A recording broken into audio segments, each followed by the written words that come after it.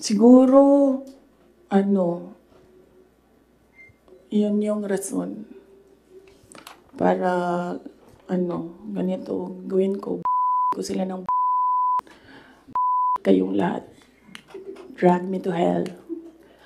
I don't regret running for Vice President. Kasi imagine nyo, kung mayor ako, tas hinahabol nila ako ngayon.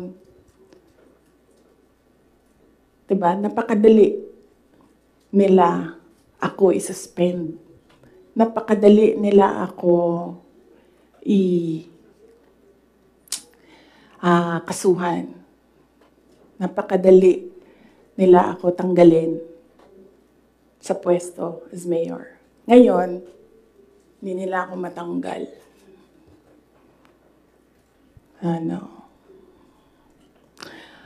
They can drag me to hell. Pagdating nila dun, ako pa rin yung presidente ng impyerno.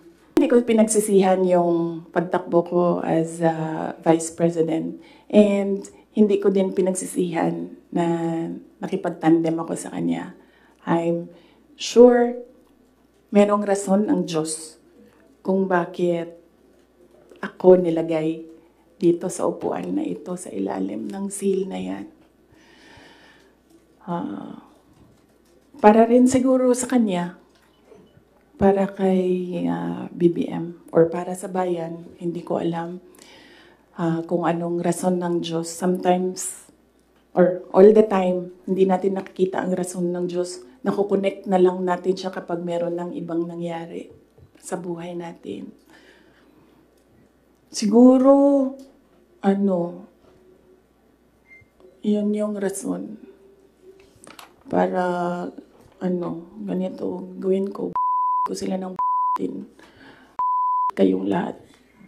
Drag me to hell.